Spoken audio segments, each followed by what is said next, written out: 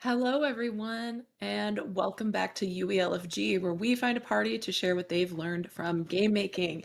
I'm your host, Tina, and today with me I have the developers of Shoulders of Giants here. They're going to be going over their incredible game and some of the pros and maybe occasional pitfalls of development, the journey along the way, but mostly only good things, I'm sure. So to kick us off, how about we learn a little bit about our guests for today? So Kyle, do you want to tell us just a little bit about yourself?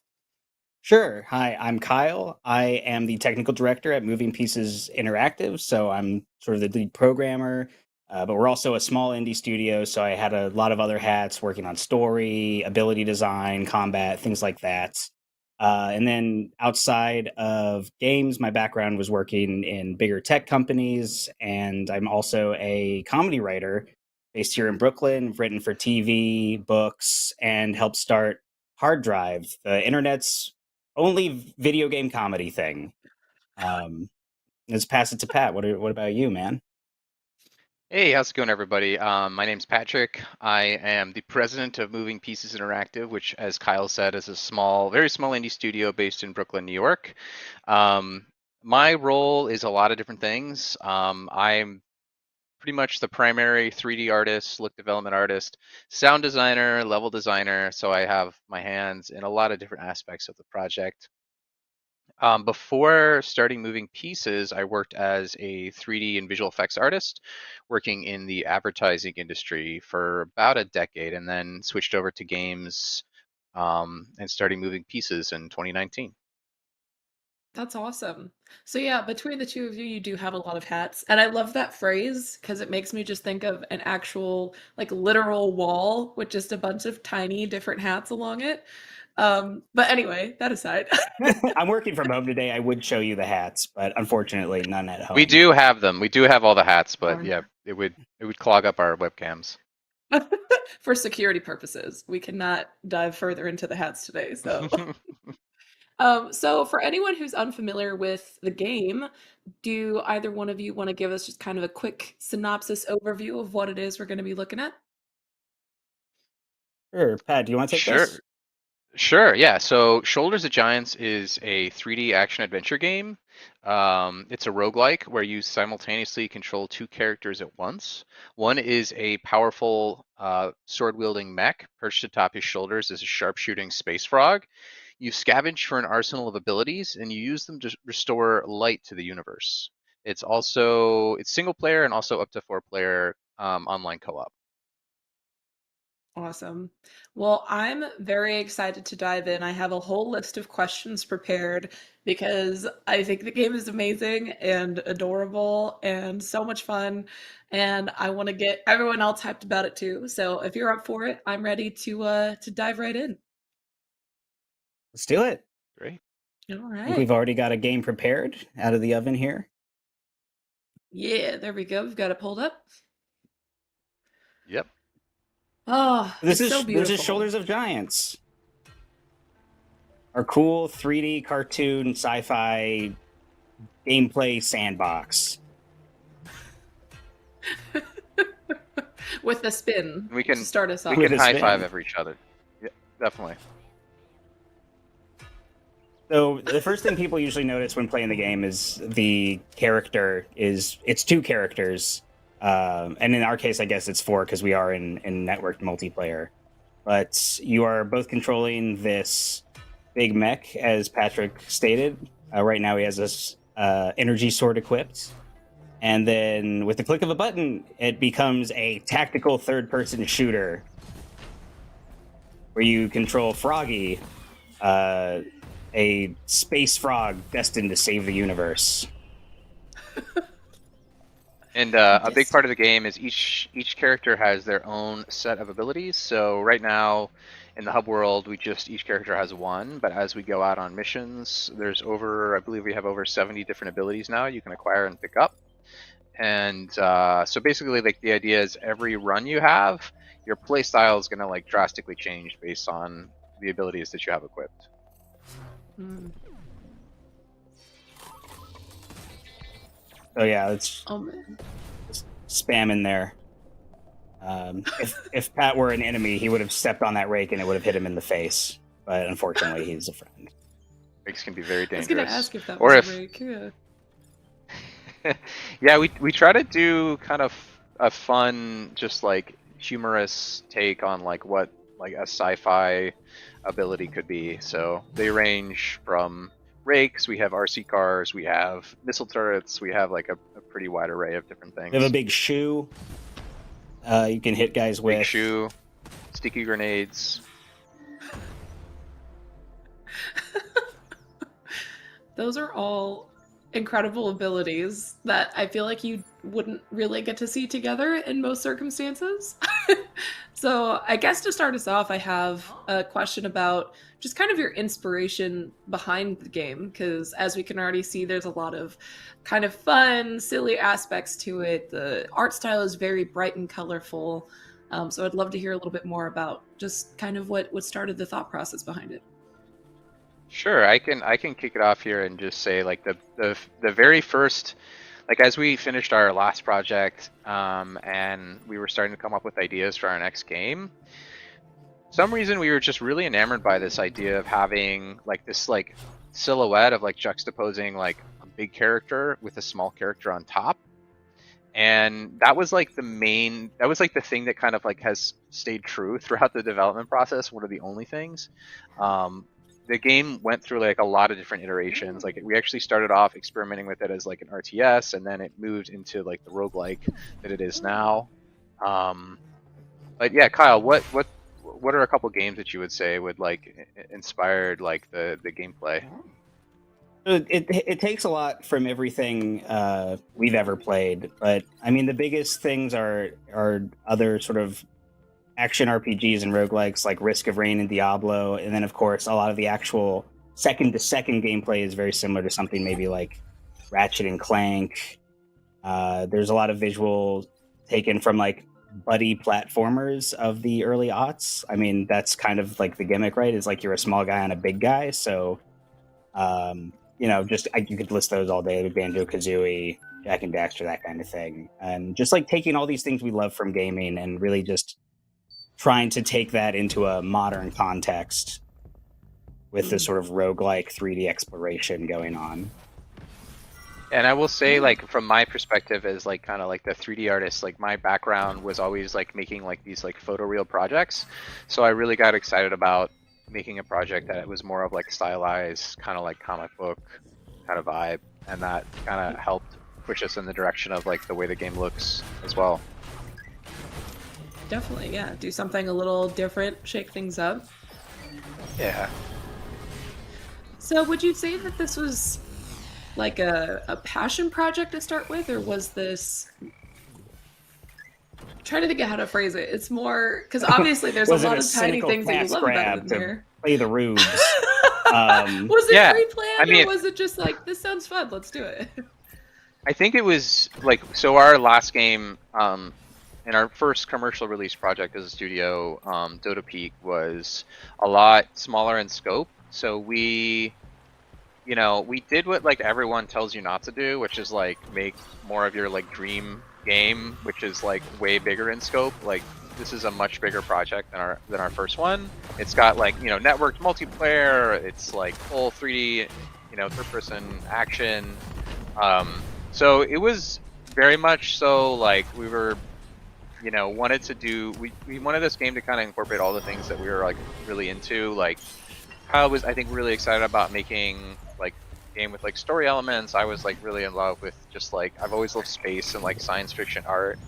And so we kind of like merged all those together and kind of, ultimately made the game that we really wanted to play as well.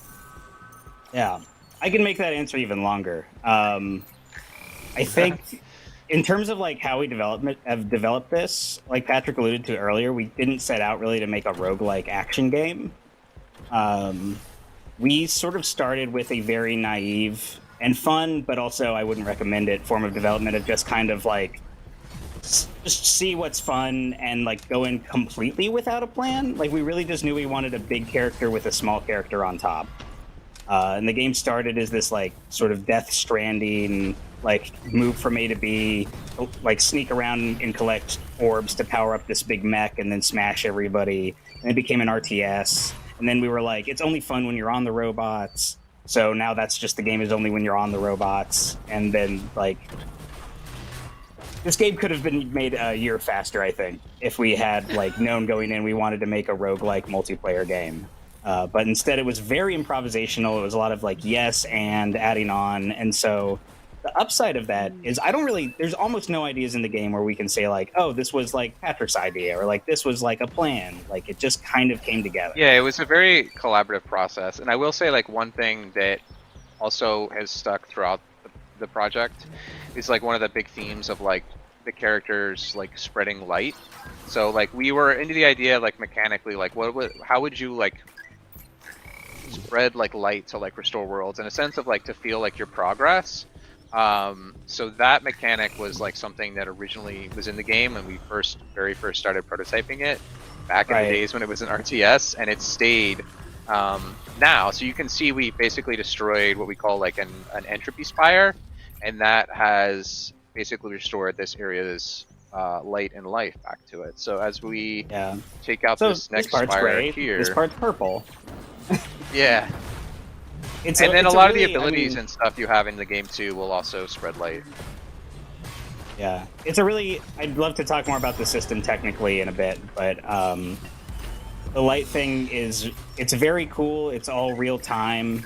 I think it's gorgeous. You'll get a big blast of it whenever we beat a level. But one thing I do think is very funny from a developer's perspective is like game developers think this is like very cool. Because it's really hard to have like the trees like come to life and all the meshes change as like the light expands. People who just play games are like less impressed by it, other than it just looks nice because they're just like, oh, of course it does that. So like you post a picture of that transition, it'll go to the top of like our game dev. But like if you show it to normal civilians, they're just like, yeah, that's neat.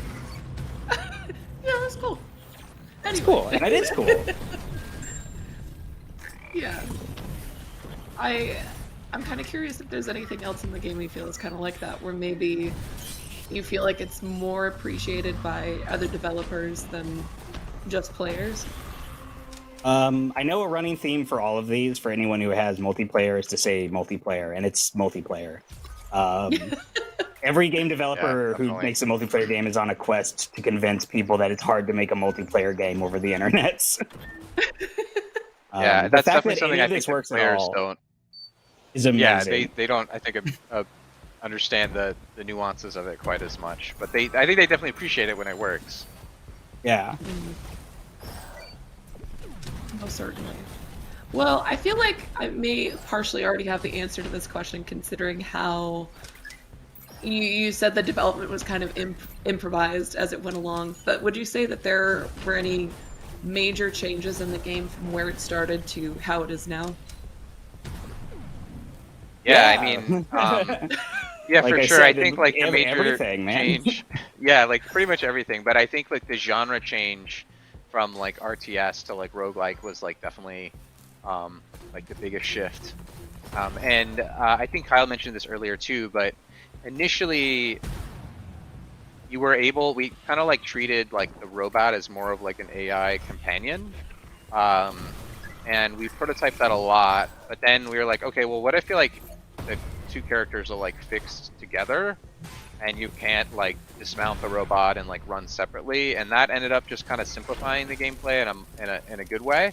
And that was like another big change that we made that I think changed the game for the better.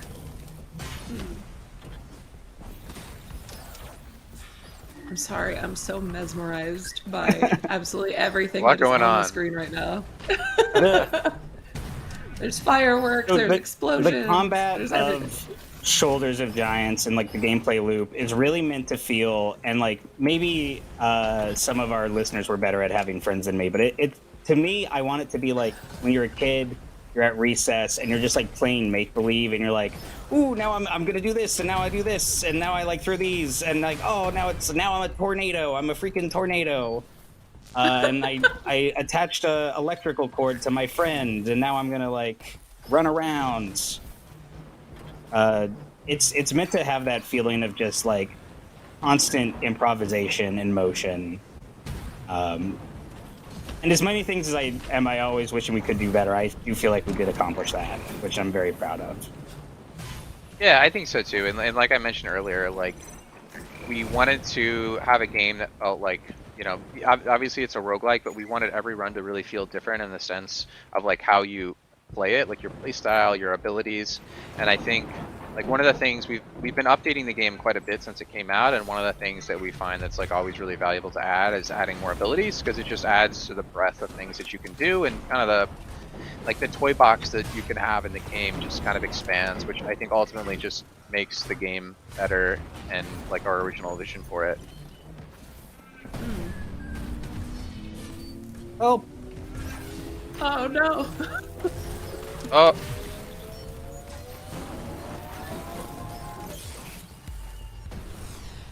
You can see right now I'm surfing on a rainbow light rail, which is one of the more recent abilities we added.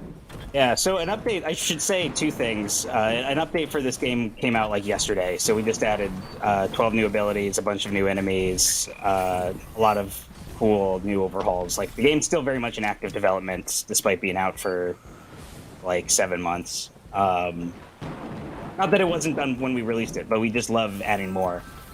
Sure. And so, yeah, one of those was using my favorite thing I've probably ever made, which is this thing that lets you turn every level into Tony Hawk's Pro Skater.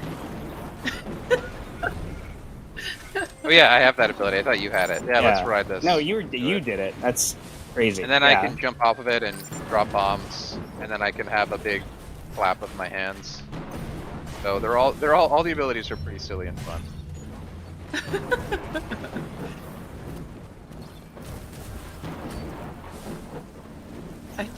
I really do love the almost juxtaposition, I guess, of how serious some of these enemies look. I mean, you have these sci-fi mages and, some really intense feeling enemies. And yeah, then you're skateboarding on rainbow rails and throwing rakes at people.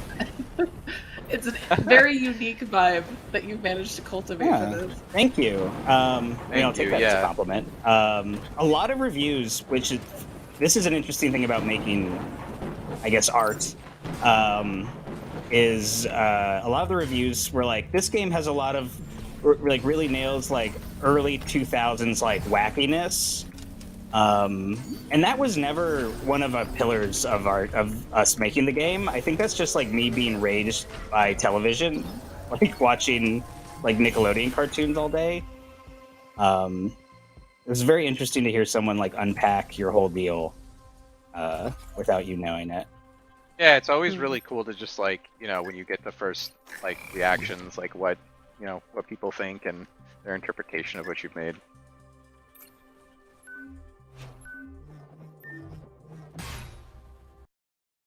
There's an interesting This should be question the here last from level in chat. this mission. Sorry, go ahead. Sorry.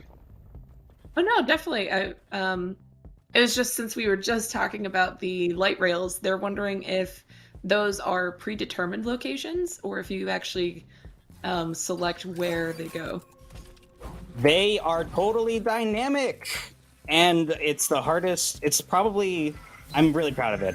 I've never rewritten any system as much as these. It was very much a passion project. It was not a good use of time. But I've always loved so we look to like a lot of like other sort of action platformers for inspiration, and all of them kind of have like these like rails you can grind. And I was like, that would be cool, but it's hard to do with these dynamic levels to begin with, and like they're usually very passive, like ways to break up levels. They're not like things you can just make happen. So my goal was to make it so you could make the rail. And yeah, we ended up doing a thing where you just kind of try and figure out what you would do as a person laying it out, and then try and make the computer do that. So a little bit of the secret sauce is it uses the navigation mesh, and we'll try and like move you towards something interesting, and like it picks something in the direction you're facing, tries to take you to that like end point with a rail, and then it also has some like built-in waviness and tries to avoid obstacles, and it's not super complicated, but it does work. I've never seen anyone else do it. I'm sure someone in chat can tell me some other game already did it, but I'm very proud of it, if you couldn't tell. One thing I will add is, as Kyle, like our kind of workflow is like Kyle will like prototype the abilities, and then once we're happy with it, I'll take it over and I'll like, kind of figure out how it's gonna look and like, add sounds and kind of like polish it up.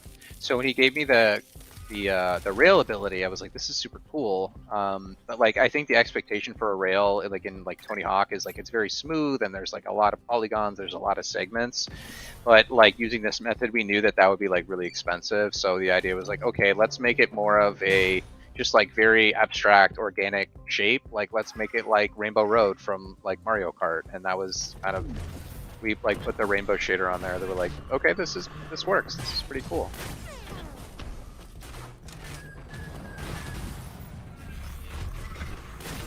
I love the combat in this so much. Well, thank you. I keep so right now I'm distracting putting myself. I'm putting down a like bubble that slows time, which is something that's generally like very dangerous to do in multiplayer games. Shout out to, again, like I love just playing other games and seeing what other people are doing. I know Outriders, I was playing that just for like reference about some UI stuff, and I realized like half of their abilities like slow time in multiplayer, and then I was just like, oh, maybe it's possible, and it is. So shout out to them. Not enough people played Outriders. That's my 2 cents.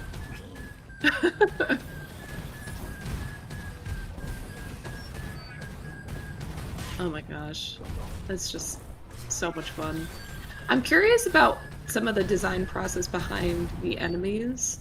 I don't know if there's any particular insight you can give in on those. They're just so much typically, fun. I'll eat a large meal and go to sleep, and then my nightmares become. I actually probably the thing I'd be the worst at describing. I'm not really sure how we did this. Yeah, like so kind of we have a yeah. concept artist. His name is Max, and he actually worked with us on our first game too. And Yeah. I think like we were into this, like, as you can tell, a lot of the art style is kind of this like sci-fi, like dystopian kind of vibe, mixed with like ancient aliens and some kind of like fun stuff like that. So I think that was like for the most part like a lot of the inspiration behind some of the enemies. But we also wanted to like take inspirations from like like Star Fox and kind of like how they like define their characters, and like that, like more like approachable kind of like friendly cartoon, like sci-fi vibe. So kind of mixing all that together, I think, is where we ended up. Yeah, and yeah, I should definitely. I didn't mean to ignore Max. Like Max is a freaking genius. Yeah, Maxime Bourgeois on. We hosted tweets. Look at our Twitter. You'll see him. He's amazing. In terms of like what the enemies are and do, we honestly would just kind of like have big brainstorming sessions, I think is like the short of it. We knew we wanted a lot of them. Because a lot of the soul of the game is in variety. Yeah, like but we then the kind of challenge like of that is, yeah. There's only so many ways to manipulate space and damage, and like there's only so many variables. So like finding every possible niche that an enemy can fill was a lot of fun and a lot of hard work. And I think I've abandoned you. Oh, here we are. Yeah, I'm gonna give you a high five. We got this last spire over here, I think. And then we're gonna do a boss. Oh my goodness.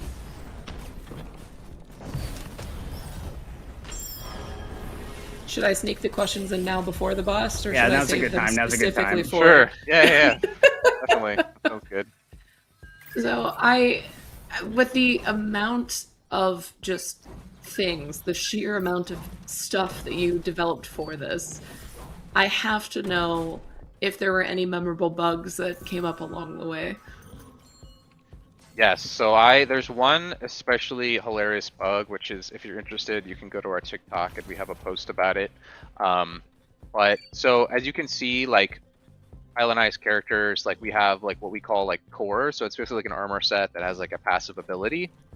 And as we started developing those and like our first round of creating them, we were setting up a system that would like change the mesh and change some of the shaders to accommodate that. And one of the byproducts of this is like, as you can see, as I like go to the frog view, these like shoulders like fade away to like help you like not, have them not obscure your view. So our tech artist was making the first one, and the shader that he duplicated the shader that makes these shoulders invisible, and it accidentally got on the frog's clothes. So when you went into the frog view, the frog just became like totally naked, and it was kind of amazing. I kind of wanted to keep it, but we decided, maybe in a future update we'll add it back in. For like a special event. Yeah, that was a big one. But we also wanted to keep our PG rating too, so we didn't want to, push that too much.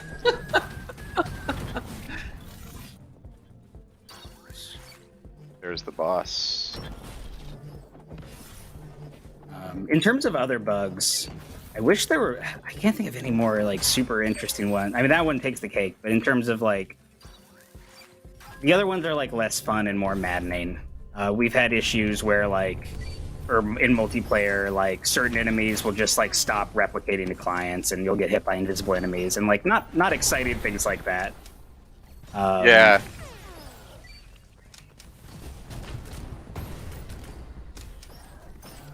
Oh God. Ah! Huge spider.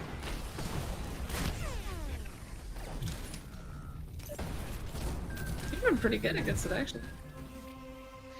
You had that Yeah, back. we did actually pretty good. We had it in the bag. We did it's really also good, at a though, low heat level, Yeah. so it's going to start to get a little bit harder here. Oh, and I jumped 100 times, Pat. I fulfilled that quest, so You did? I can Oh, get I did I can too, get the new actually. I emotes. jumped as well. Yeah. Got some rewards here. Okay, I got a new weapon. We can Cool. stop looking the same. Oh, you got the power tools. I did, which is the new one of the new weapons we just added. If you want to try out the power tools for yourself, you can check out the game right now on Xbox and the Epic Game Store. Like I mentioned before, the update just came out. Also, I think we maybe missed this plug earlier. Dodo Peak, our first game, is a free game right now on Epic, so definitely like claim that if you're watching this. It's free. I can't give it to you any easier than that. I will find the links for everyone right now.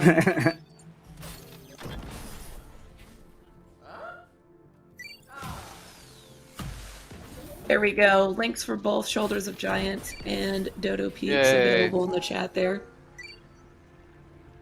Okay.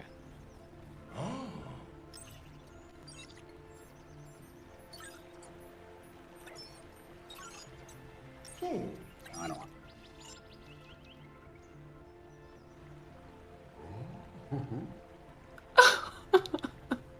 Doing some, just, getting my gym time in here.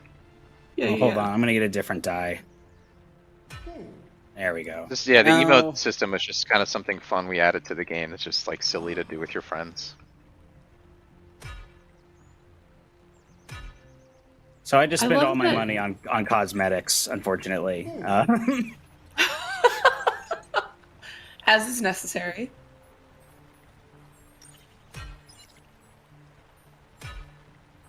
Don't you know you're better at games when you have more cosmetics? 100%. Showing off here.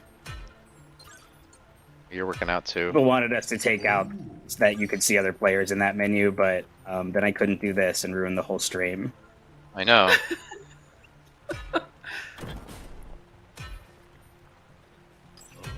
Now I'm curious, especially knowing that there's emotes. Do you have, and this is for both of you, do you have a favorite animation overall in the game? That's a I love all of the NPC animations. So if you look at the baboon right there, just like very unsafely twirling her gun around when you come up to her, the pet go up to like all of the character NPC animations are very good. Our animator Elizabeth, just like when I see this stuff, I get kind of teary eyed, just like knowing that we made something that is just like that, beautiful and cartoony. I love it. I love the chameleon I will say one I when love you go up the there. I love the NPC animations too, and I also really like. I mean, for me personally, they're a lot more simple, but they're just fun. I love a lot of the emote animations. Like I like this one, just being able to do That a one's push up. good. It's just fun. The one that requires like a very high level quest is like T pose. You can like do T Technically pose and an like easy one fly to around do, the but it's level. just like fun and Yeah, silly. And like some people, we did a beta everyone test. And they're like, kept "Is this broken?" We're fixing like, "No, it. no, no. This is Yeah, just no. this is just silly." People on the team kept making it so you couldn't move while you were doing it. It's like, no, let you move around. I was raised by Team Fortress 2. I need it to work that way. And it's so hard to communicate that. Sometimes when you're in a somewhat leadership position on a game, you just have to be like, trust me. All right, so this world has regenerating enemy health on it, so it's going to be a good bit harder. See if we die. I might have missed it. Do you select those kinds of things, or is it randomized? They are random. Like when the Kyle can probably speak to this more about how it technically works. But like once you start a new, once you beat a level, the new worlds are like populated, and there's a lot of different like random attributes that are assigned to them. Yeah, so you're choosing. You open up the planet, select at the telescope, and that gives you a list of like 3 or 4 if you upgrade it planets to choose from. But those planets are randomly generated, like what attributes they have. There will always be like one that doesn't have any, and like we do things like that. This game has a lot of procedural generation in it. I don't think we've really talked about it. I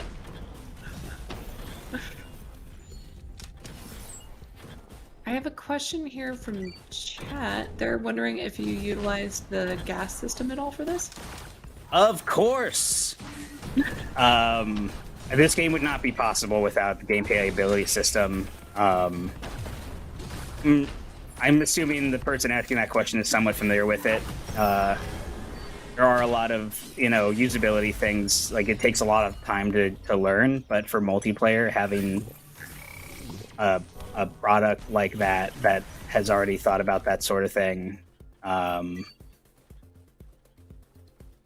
it's so helpful. If they have any specific questions, I'm happy to answer like details on that. But yeah, everything, all the abilities are gameplay abilities. I think basically everything you do except for possibly jump is like routed through the gameplay ability system in some way. For those who don't know, the gameplay ability system is a way of like managing. It does like 12 things, and it's a very hard thing to describe succinctly, but it helps you manage the state of player actions and game state in a multiplayer context. If it sounds boring and kind of computer wonky like it is like not an exciting thing to learn about if you're not making a game. But so the one thing I'll point out is like, okay, you're making a game like this one, or you're making a game called like Wizard Battle. And, wizards have spells they can cast. And so you can charge up like a fireball spell, and it takes 2 seconds to charge, and then you play an animation, and it fires. And you realize really quickly, like, what felt like just a set of things to do becomes like an infinitely manipulable set of like state. So like, what if someone has a spell that like stops you from casting your spell? Well, now you have to add all these hooks in your code to like stop charging the spell, like stop the animation. And before we had the gameplay ability system, that was just immediately became unmanageable. Like we'd have like 100 different events just for like stop charging, stop stun, like enable stun, like quit timeline, and having it all be based in this sort of like object-oriented system. That again, for those who don't know, this is used in Fortnite. It was developed for that cool MOBA game that I'm forgetting the name of right now. At Epic. Paragon, yeah. I'm gonna die, Pat. I talk too much about talking gameplay too abilities. much. That's why I'm kidding. This is a game but yeah, like gameplay abilities is being killed for knowing it. It's like Fight Club. I can't talk about say from my perspective, gameplay abilities. I'm a little more of a Kyle's much more of a programmer than I am, so I'm a little like more messy, a little more spaghetti with the blueprints. So having the gameplay ability system definitely helps out, like keeping things like a lot more organized. Yes, having every oh god, there's Okay, I regenerating. died. We have to kill this Yeah, thing. I And they died. have to give a really complicated technical explanation. I feel like I'm joining a fraternity. So yeah, having all your gameplay systems or like all your gameplay code being its own object, where it like can't become this giant blueprint spaghetti mess interacting with like 12 other abilities, is really helpful. Even if like you don't really understand why Kyle is telling you you have to write abilities this way now. Like it probably took me 2 months to understand gas, and then probably took us as a team like a whole year to really get it. God, I'm gonna live. I'm gonna do this for you, buddy. You got it. You're gonna get the health. Oh, you can get rewind. Oh, where is? There it is. There it is. There it is. Oh, that's perfect. So You should explain that ability because I think it's really cool. So speaking of gas, this is really cool. You start to learn how to like think in the gameplay ability system paradigm, and things that you thought were just going to be so impossible to do with it are actually very easy. So like we're able to do much crazier abilities in our updates just because we're better at making games now. So like I mentioned before, manipulating time is very hard in oh, these guys are healing. Crap, this is the worst level to explain stuff on. Manipulating time is really hard in multiplayer. But we added a thing where you can like do an action and then like go back in time. It looks cooler when you're not a spectator, but you can like take damage, you can rewind it, you can like use an ability, rewind it. So I'll go do that down here. I'll like just fire off all these abilities and rewind, and now I have them again. And that like works in multiplayer. And you do it with some cool things, like basically just keeping a track of all your state and another ability that just runs, and then you read from it. I won't go into all the technical details because I'm bad at explaining them, and not because they're especially complicated. And you're also solo right now because I died. I'm also solo right now. Gas. Yeah, that's the problem. That's what happens. You should start a gameplay ability system death count for this stream. I mean, and I guess, oh yeah, this is the final. I'll get you back, buddy. Give me back. I can't believe you lived through that fight. You had like a sliver of health left. So we do some secret things, and I'll talk about this because it's a game stream and not like a marketing stream. Like it's a game dev stream. We do have some things that make it like a little harder to die than it might seem. It's still a very easy game to be killed in. Like a lot of people do think it's very hard. But you know, we have protection that a lot of games have, where it's like, oh, if something does, you know, half your health in one hit, like it can't kill you. You'll be stuck with 1 health, and like you have iframes after getting hit. So if you like really learn that stuff, you can be much riskier. Or you can explain a niche and play plugin while playing the game. There we go. Do some push-ups there as the light goes out. Assert dominance through push-ups. Yeah. Was that a choice because the game you found was just harder than you were intending it to be, or did you always intend for there to be kind of rules like that around some of these abilities? Are you talking about the health forgiveness and like the iframes? Yeah. Mm-hmm. Yeah, I think that's something that we kind of always expected to have, just because it's like, you know, it's like, I feel like people love, like there's like in the difficulty balance, it's like people want to get like really close to the edge. Sometimes they want to go over it, but sometimes they don't. So like kind of like those are the kind of tools I think that you could have as like a game developer in a game like this that allows you to like get people close but not always like throw them overboard, you know what I mean? And like prevent some frustration but also keep the adrenaline going, getting them like excited. Yeah. I think, and I'm sure people have said this in other episodes I've listened to of this broadcast. Your role of developing a game is not to necessarily make something that is fair or makes sense. It's to show people a good time. And when people feel like they just barely squeaked out of something, they're going to enjoy it more than if they like died when they thought they shouldn't, or like didn't overcome something. So we want to make things tough, but we don't want to make it like, we want to make it so you err on the side of like, I have triumphed. Like that's a big part of it, at least for me. And also iframes and stuff, people do just expect that to be there, and it feels wrong if it's not.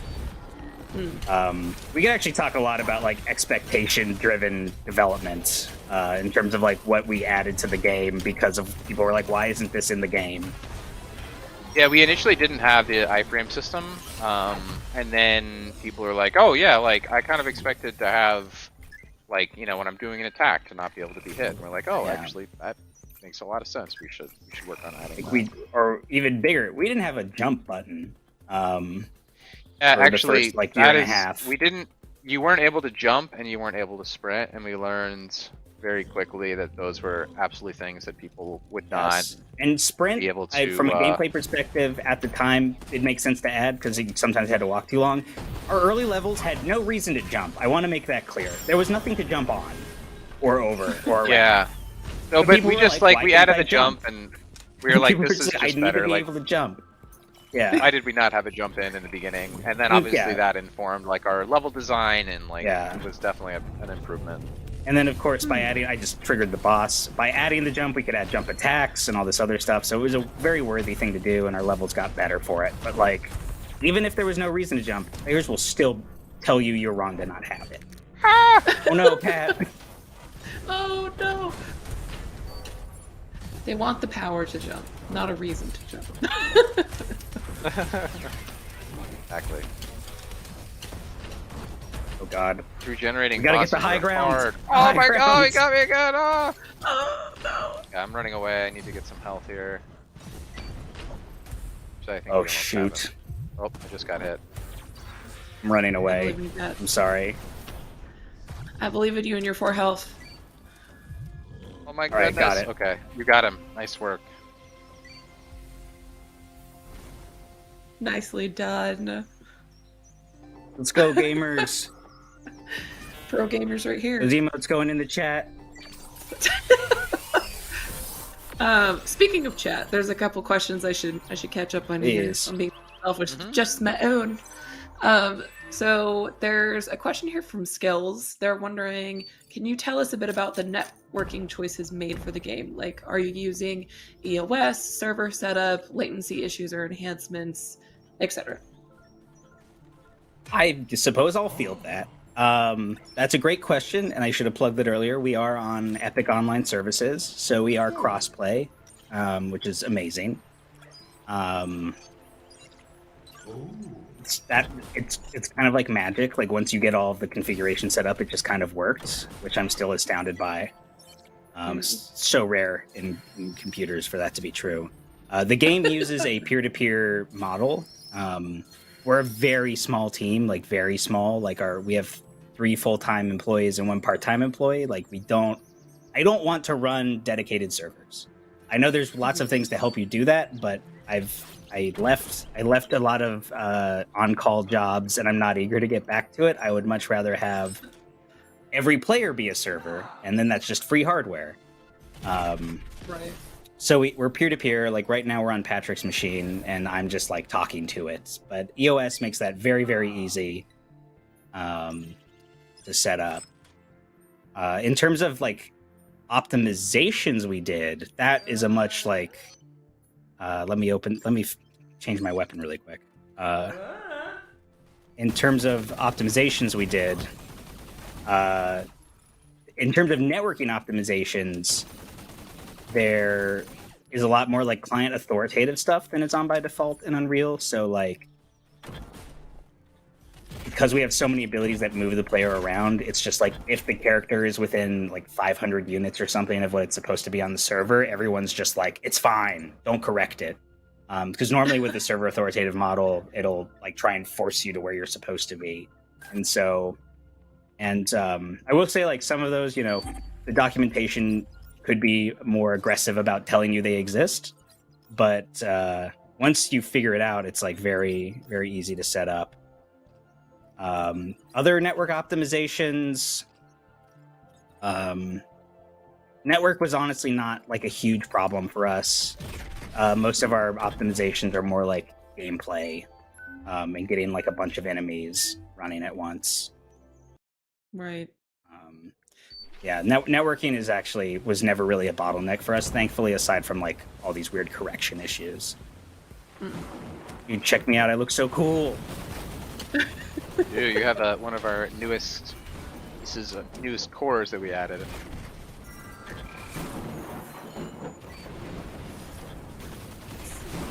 Other question that popped up here was just to go back to gas for just a second. Sure. Which means someone's gonna die. You know what? I love to talk about gameplay ability system and not get like shoved into a locker afterward. This is great. Well, there's no promises. Hey, come back. It's Lions is wondering, what is the best way, in your opinion, to practice the gameplay ability system while you're just kind of getting used to it? My sound effects are going crazy right now, so let me repeat the question. It's like, what's the best way to get practice with gameplay abilities? Yeah, I think what would be your advice on trying to learn it? Learn it?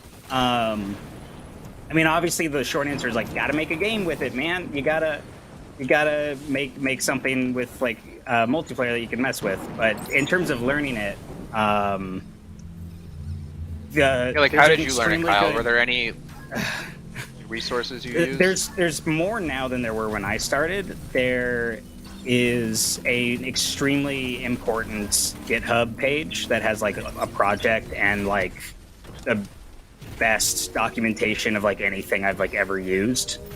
Like not just compared to Unreal Docs, but like just anything. It's very good. So like it's called like Gas Project or something. You'll find it. It's everywhere. There is an I think there might be like newer stuff that has this, but there's an Unreal sample project that's called like Action RPG. I don't actually think it's that useful because it's single player only and you don't really learn the multiplayer parts, which to me is like that's the magic of Gas. So there's that. There's a few talks. There's a very, very, very responsive and helpful Discord room in the Unreal Slackers that you have to join. That's kind of the main, like that's, I don't usually say that about Discord chat rooms for like technical advice, but like it's so good. Everyone's so helpful. That would kind of be it. And you just gotta like try it and design things really badly the first time and then realize what you're actually doing. Yeah. I was also kind of learning Unreal's multiplayer model while learning Gas, which if you can avoid that, I would recommend. Like make like a multiplayer game in Unreal first and then try and do something with Gas. Like learn about what an RPC is and things like that. Right. And also just like, I don't know, you can, Twitter is a weird dying website. You can ping me on there if you have a specific question. Formerly known as Twitter. Yeah, X. My apologies. But yeah, Gas is great. It's really hard to learn. If you can learn it, it's great.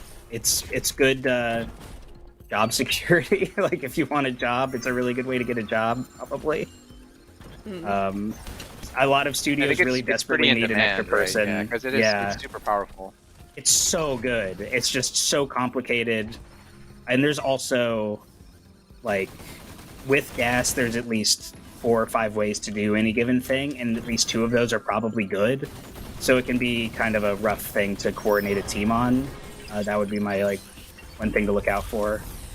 There's just so many different ways to solve problems using the systems it gives you. Usually with engineering design stuff, it's really good if there's only one good way to do something, because then no one has to like argue about it. But it's a very good, powerful thing. Awesome. Another question here from... It's tomato, but there's numbers in the middle, so I know I'm going to mess it up. So I'm just going to say tomato, but from tomato. How do you decide what's part of an ability? Like, are most abilities instant, or are most abilities active and they only end until a certain gameplay event happened? I love that these are very specific technical questions. I honestly wasn't expecting that. They're almost all just instance per execution. Most of the chat will probably, I feel like I'm speaking just gibberish. They're instance per execution. We replicate all of our projectiles. They're just replicated actors. We don't do anything cool and predictive there. If I start over, maybe I would, but they're generally good enough if your ping is under 100. So when I shoot, like, I don't see a bullet on my screen until Patrick's computer says I can. And it feels totally fine to me right now. Playing across the world, maybe you'd notice a little bit of lag there. So it's literally just like we send targeting data from the client to the server when an ability starts with like the wait target thing. Usually I have a custom target actor wait thing that will like send just like where you're looking, and it uses that to spawn a projectile. And then everything else, we usually kick off we activate abilities manually by just tag, if that's something they're curious about. Like every ability has its own slot. We couldn't use the input system, I don't think, because you can have multiple copies of an ability that each have their own cooldowns, so we have a custom cooldown effect. I'm just dumping every possible thing you might want to know, because I'm not totally sure what they want to know specifically. Kyle, I have a question for you. What's up? How does the remote controlled car ability work? I always was fascinated. Dude, hold on. Stop moving. Let it hit you. Hold on. Okay, drive. Oh yeah, you can ride on it too. Yeah. So the best thing about making games is you can put whatever you want in them. So like you can make a little remote controlled car that you ride around on top of and can go up walls. The way it works is actually, again, this is way too complicated for what it is. The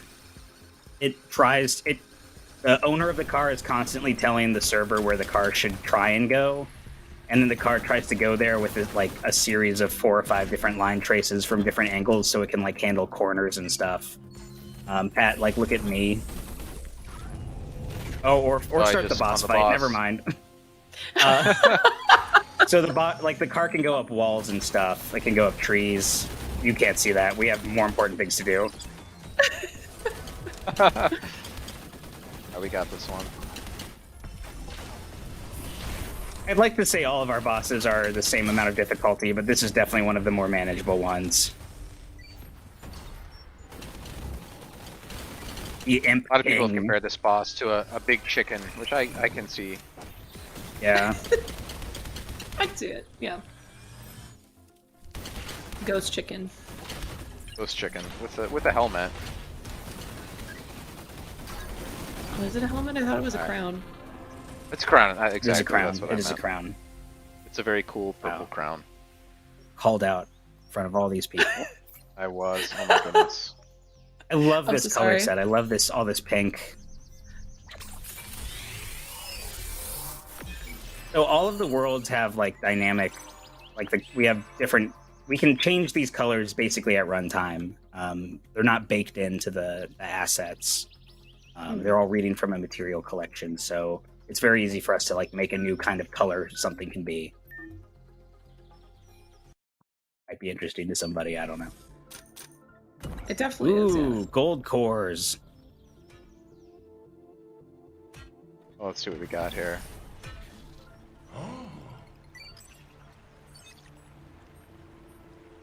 Ooh, the nature core.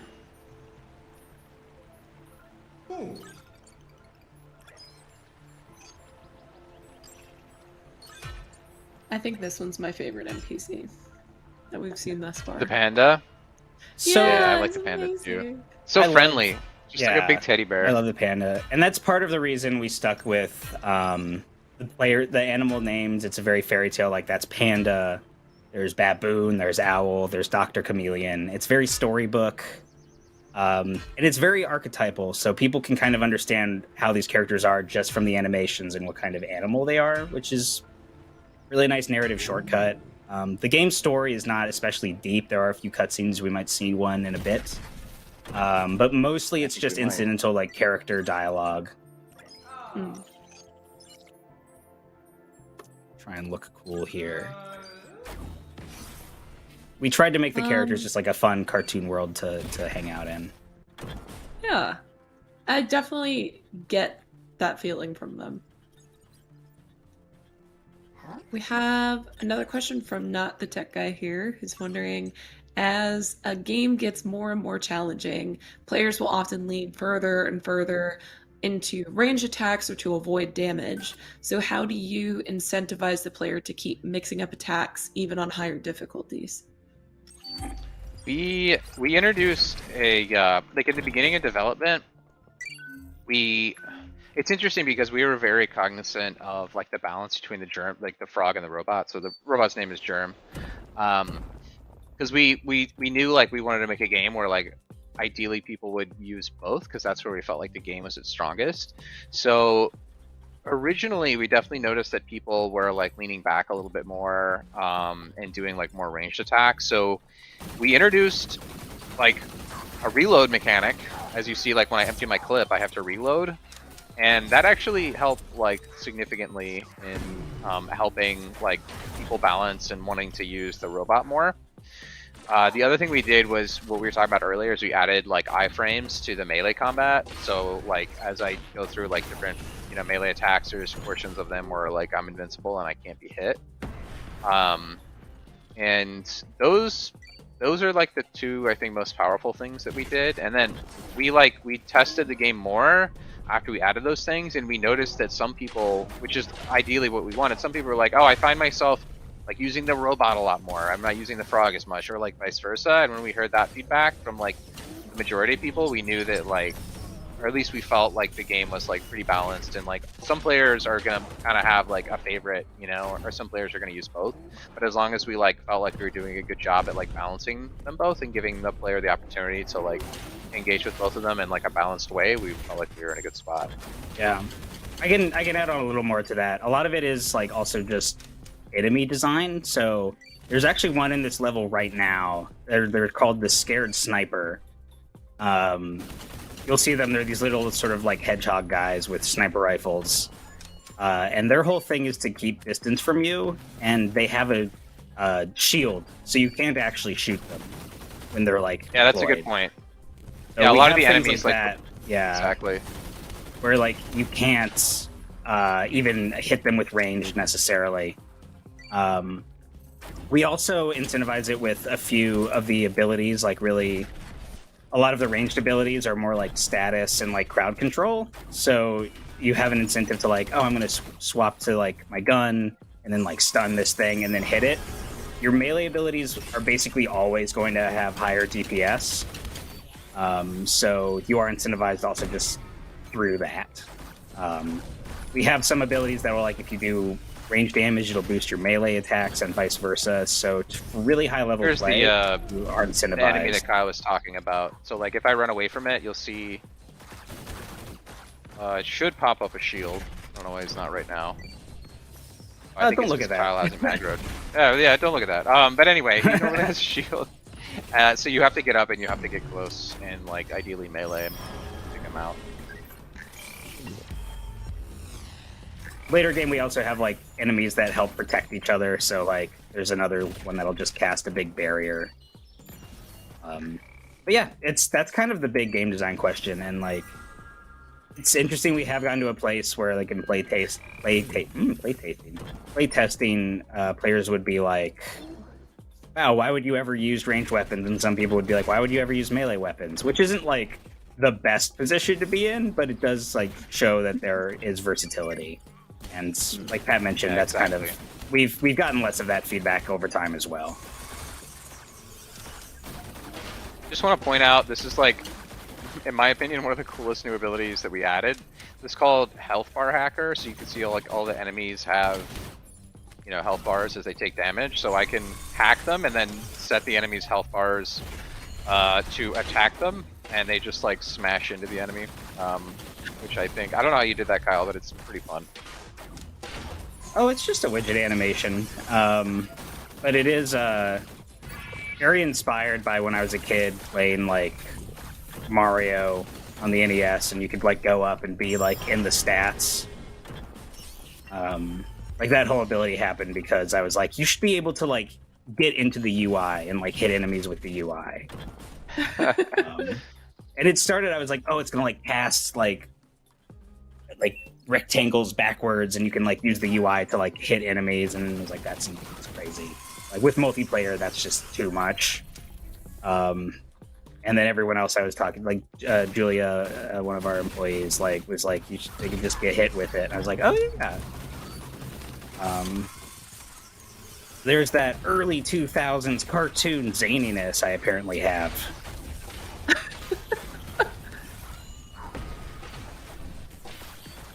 It definitely it feels like it feels cartoonish, like you're saying. It really leans into that sort of I wouldn't expect that to be an ability of watching somebody's health bar just turn and hit them. I mean, here's Like the decoy. Let me throw this down, Pat. Oh yeah, I love this one. So you can like enemies will attack that. That's in. Flossing frog. We're very hip and know what the kids are up to. So Yeah.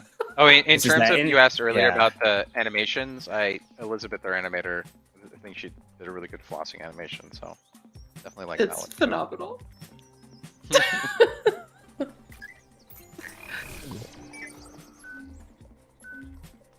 I think this is my favorite color that you've had thus far. I am biased because like yellow's my favorite color, but purple's yeah, mine, so I'm also a big fan. I like purple. I like this this world fortified? I am not paying attention. Oh yeah, it is.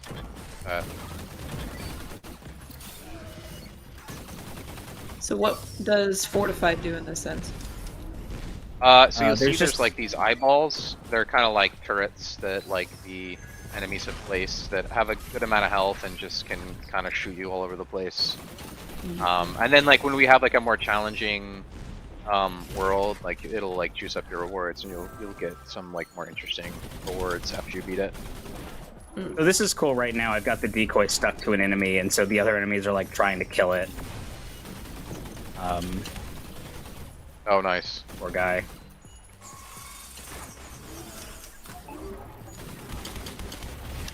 Another question that we got in from chat here is they're wondering how long it took you to develop the game and what version of the engine you ended up shipping on.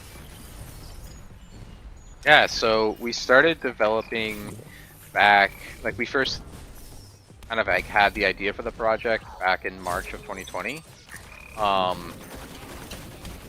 For a while, it was just kind of like me full time, and then Kyle was still like doing some stuff for Dota Peak, so he was kind of like on and off. Yeah, but endless then mode. Check it out right now in the Epic Game Store for free. Sorry, yeah, go ahead. Dota Peak. And then like we ramped up like the team and like started like production, like actual production. I guess you could call like 2020 is like pre-production, and then 2021 was production, and then up until oh, Pat, February, run around. You have a really when cool the game thing came on out. you. January of this year. So I guess that was like, how long was that? For almost 3 years or something like, right? I've lost track. It was pretty much exactly 3 years, which is not a huge amount of time in game development, but it felt like a while. And then we ended up shipping, our current version of the engine we're using is 4.27.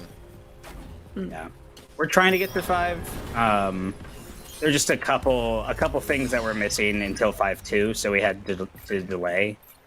Some of like our stuff with foliage was going to require too many workarounds.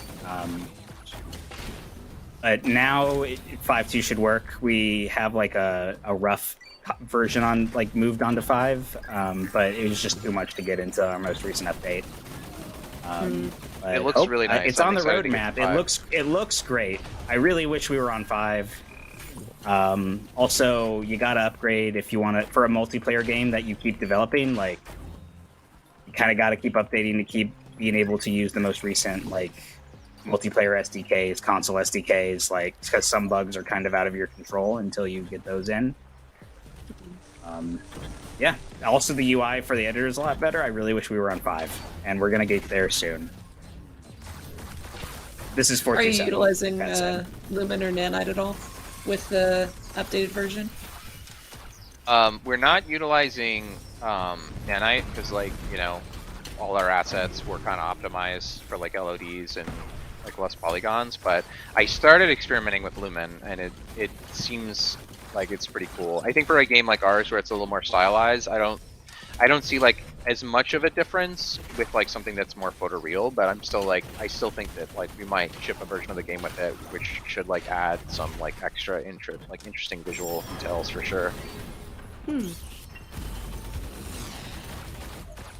Yeah, the new for me personally, what I noticed the most, I think it's TSR. It's like that's what I was gonna say. Yeah, the like software version of DLSS. That I think for our game, I noticed like the biggest difference. It's so good. Everything is like super sharp. It looks like really nice. I mean, I know we're on an Unreal Engine stream, but it's really good. It looks really nice. Just because you're on Unreal Engine stream does not mean you have to only speak good things about the engine. Yeah. Gameplay abilities needs more documentation. I feel like I probably made that clear. Which I did actually take a note of that. I'm like, oh yeah, that's some good feedback actually. Oh, nice. Yeah, that's I think the Ascent guy said that too, and also everyone who's used it. It's very good. It just takes a long time to learn. Yeah, definitely. Speaking of Unreal Engine, since we're on the topic, I feel like I'm obligated to ask at least once. But why did you end up choosing to make this game in Unreal versus other engines?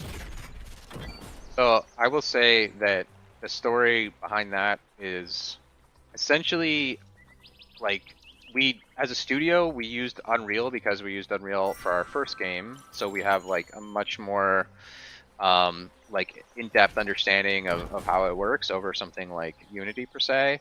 And I initially started working in Unreal because my background as a 3D artist, I just like opened up like Unity and Unreal, and I just felt like immediately like I understood the UI and like the material editor, especially of Unreal, a lot better than Unity. Like at that time, Unity, you could only like, you had to like program all your shaders and stuff, and I was like, I can't, it's not something I can do. It's like, so I just felt more drawn to it from like my background, and that's kind of the story behind why we initially like chose Unreal. Fair enough. Were there any particular challenges that you had to kind of work through using the engine? And if so, do you mind talking about how you did manage to kind of move past those? I think one of the big ones, and Kyle, you should pick this up, I think, because you can go into it more in depth, but like since our game, like a lot of the levels, like they're not like fully procedurally generated, but there are a lot of like areas that are turned on and off and things that are moved around. So like the navigation, like AI navigation was like a big thing that we had to figure out. Yeah. So like that was a big thing. We ended up using a dynamic nav mesh, but we like experimented through a ton of different things. But Kyle, I'll let you pick it up. I made a lot of the nav mesh, and dealing with the nav mesh has been a huge part of this. And I know it pretty good now. The dynamic nav mesh is very interesting. So the navigation mesh, for those who don't know, is like if you have AI characters that want to be able to like understand the world they live in and how to get from A to B, you pre-process a lot of things so that you can know like, oh, if I'm standing on this like area, I can easily move to another area by going in this like direction. Like it's sort of like a cache of different like triangles that know how to get to the other triangles is the simplest way I could put it. They might actually be plots. I don't know. It does that by like tracing through the level. Like usually you do it when you build the level, but because arcs can change very, very dramatically at runtime. I'm getting killed by golems. 1 second. Oh, no. Because arcs can change so dynamically at runtime, we had to move to like a dynamic nav system We tried to avoid that because we wanted this to run potentially on like very low end hardware at the time. So like Even like an Xbox One, like it can be really expensive because it's tracing, it's doing like math to figure out where collisions are through the whole level. So it's very expensive. It's about the most expensive thing you can do. Is like query geometry everywhere. So dynamic is scary. We eventually got it working sort of. A big pitfall for anyone who's trying it is, I forget the exact variable names. Usually when you're a programmer and you want something to be more responsive or like work in smaller steps, is you make like the size of work smaller. So like, oh, it needs to create like 100 by 100 cubes around the levels whenever you're moving to figure out like where to recalculate nav mesh. So I had it set to have these like very small things so it could be very responsive and do small amounts of work. For whatever reason, because of how the navigation system in Unreal is written, and I'm sure there's a fantastic reason for this because I do not know how to do this stuff at all. Making the amount of work smaller made it like exponentially slower. So I was like, I've made these as small as I reasonably can. Why isn't it working? And they're like, oh, turn it up. Like I turned it up. Now the squares are like 16 meters by 16 meters or whatever, and it runs super fast. So by making the query size larger, it actually made it orders of magnitude faster. That would be my biggest like gotcha probably that we hit.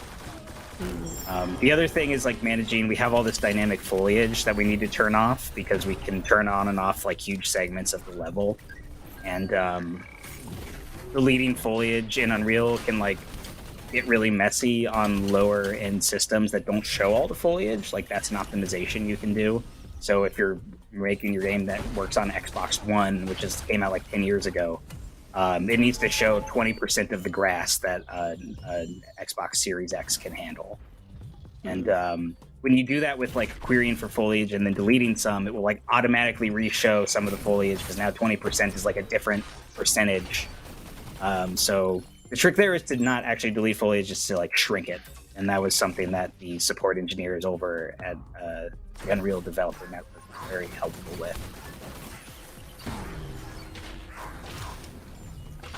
They're so cute. Oh, Pat, are you in an arena?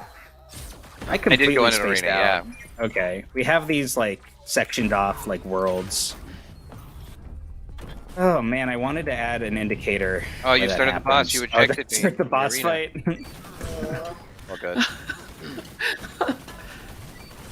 I think the amount of times y'all have accidentally triggered boss fights The is boss, maybe yeah. higher than the Well, amount. maybe normally you're not Maybe it's conducting too an easy interview to while trigger playing the the boss. game. Maybe you should. Yeah, true. I don't think so, because there's really nothing else to do unless you're like giving an interview. I will say one thing I wanted to add with the nav mesh situation was like, from my perspective as the level designer, like one of the most like embarrassing but very easy bugs that people encountered was like stuff spawning where it shouldn't. So like let's say like there were enemies that spawned under a rock or like a piece of like gear that you really wanted. That happened and did happen like quite a bit. Yeah. I'd say everyone has played a game where an enemy was in the wall, and that sucks. Yeah. And we play games so, too, and we know that sucks. There's this system in Unreal where you can basically click like fill underneath, so that will basically prevent like the nav mesh from getting generated if something is on top of something else, which like helped a lot. But our tech artists ended up making a tool that would basically like put like little like pointers wherever that was happening, which would like help us like identify like those areas, and then we could go in and we could like massage things, and that it's really hard to quantify what is a bad place for navigation to be. It sounds simple, but then it actually sucks. It's basically like anywhere where you can stand somewhere, but you can't see the sky from it, but also you can't navigate to anything useful. So we have like objective markers, and like if you can't get to like a useful place, then it's like maybe this is bad. And you still get a lot of false positives that way. It's almost impossible to like perfect algorithmically like where should there not nav mesh be. That sounded Sure. like a lyric.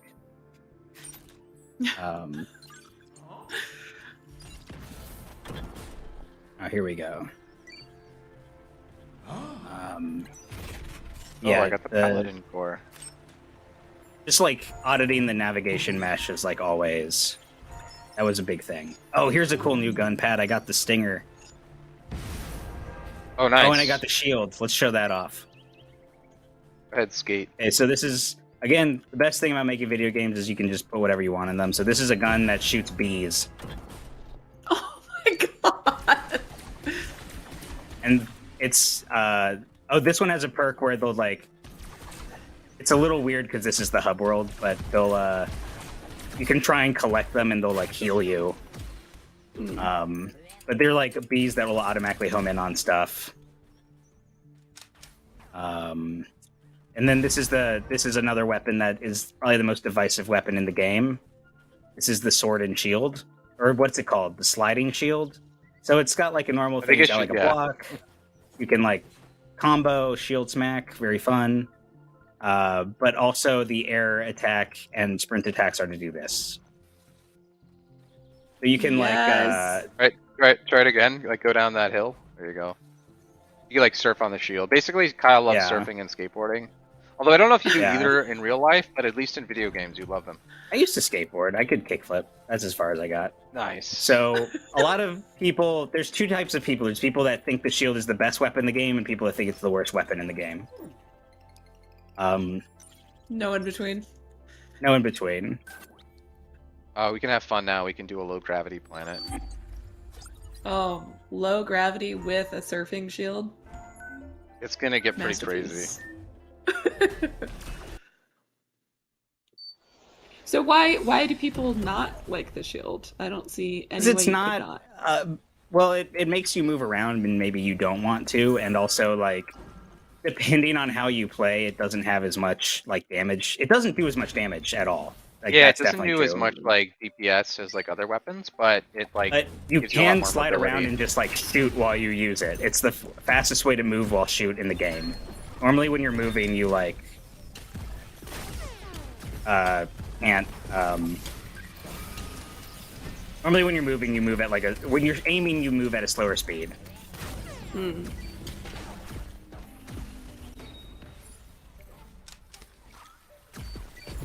But if you like running around fast and doing dumb stuff, it's like the best. Well, there I go.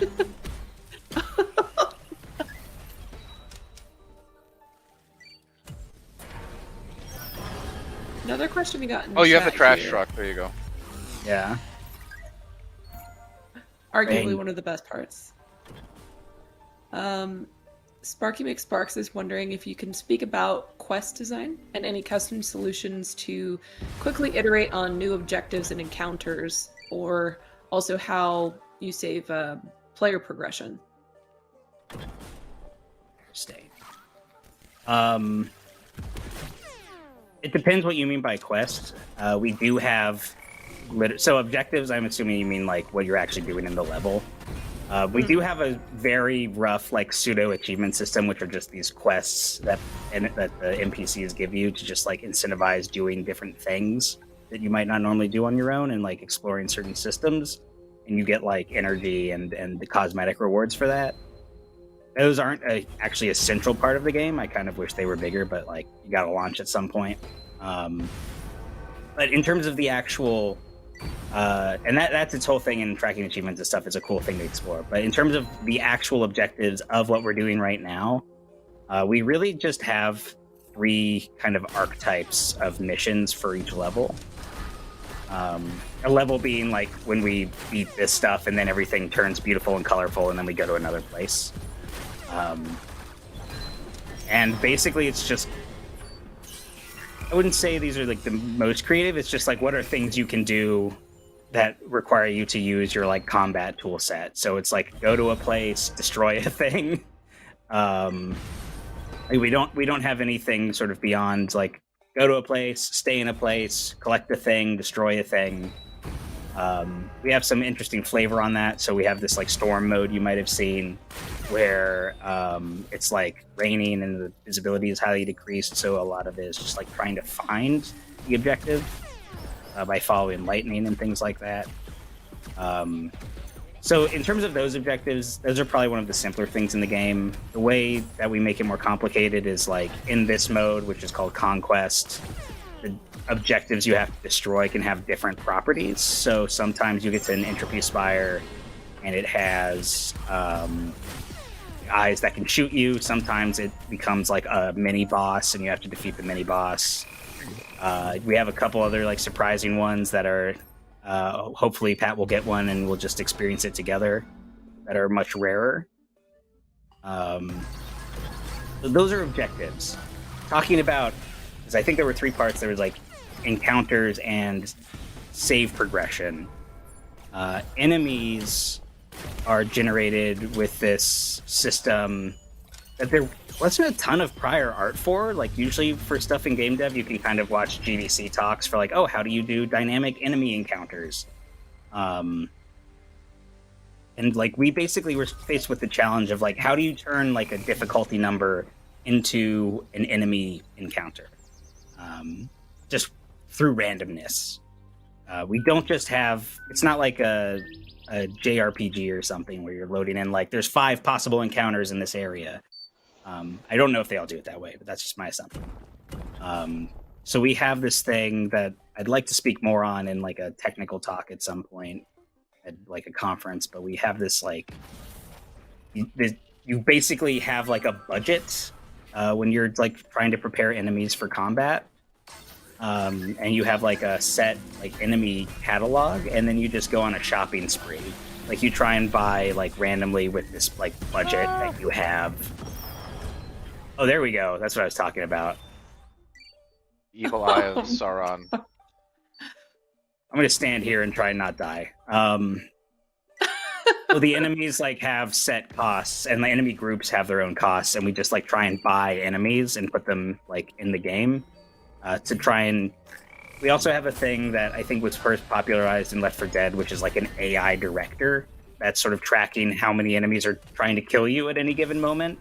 And based on this like sort of undulating graph of like how hard things should be, depending on how long you've been playing or what you've just done, it will try and like meet that budget. So it'll like, it knows like what's killing you and then like tries to get there.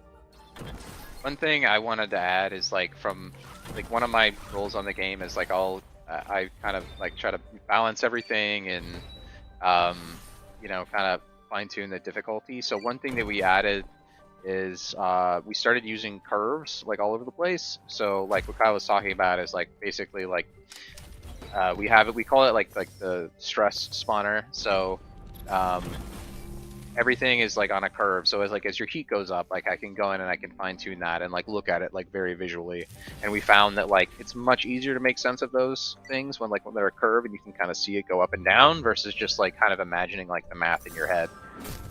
100%. Big takeaways for procedural generation for us have been like make things as visual as you can, and give things as few knobs as you can. So like, yeah, we have a lot of things that it's better to not have like extra health per boss per heat and like another thing that does sort of that, like extra eye health per heat. Like those should try making those like the same curve, because like they're ultimately always going to go together anyway. So anything that's correlated, try and make that the same knob. When I say knob, I mean like a control to like transform like the level you're on into like the difficulty to a real world value. Right. Like try and keep that simple, because if you have 12 things to balance, you're never going to succeed ever. It's a mere human cannot do that. As much as Patrick is a superhero. we definitely got to the point in the project probably a while back where we're like, we don't remember like what everything does, you know? So it's like early on you're like, yes. Oh, I know where this thing is, I know how to change that, and then it's like, oh, I forget, I have to like figure out how to do that again. And like, so like Kyle was talking about like trying to make things smarter for yourself, so because you're gonna forget like where the knob is for that thing. So like reducing the layers of complexity can like help you like figure that out quite a bit.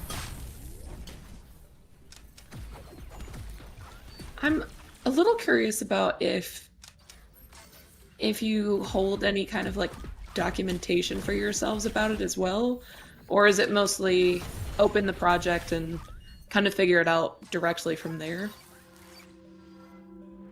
That Good question. is I think we could do a better job at documentation. The things that we have very well documented are like a lot of the equipment and abilities, but a lot of like the balancing knobs, those are things that are like not as well documented that we, in to hindsight, be we like probably more should have more been cynical about organized it, about.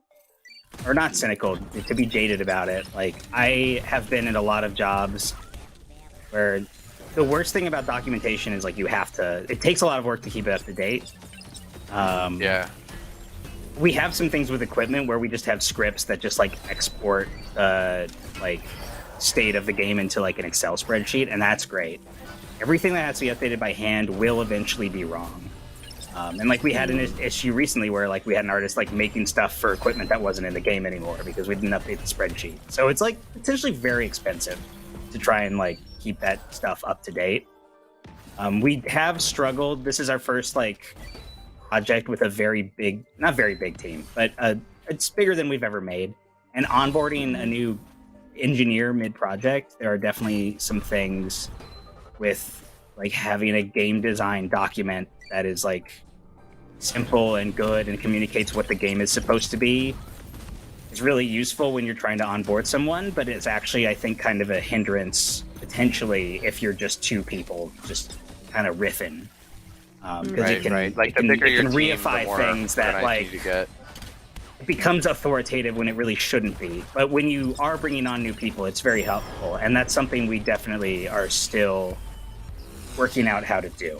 In terms of actual balance and numbers, I'm very much like the data is the source of truth, and whatever's in the game is how it works. That said, I am a big fan of like documenting. If you're ever trying to solve a problem, keep a diary. I have a big diary for the gameplay ability system I could show you right now, but I won't because it probably has too many swear words in it. It's probably like 30 pages. I have a similar one for getting multiplayer working on Xbox and all these other, like for CERT. I have like, my different like hell diaries, and it's so important to keep like links to the Stack Overflow question that you used because you might not be able to find it quickly again. Keep a diary of what you were trying to do. Highly recommend that. I'm coming, Pat. Ah!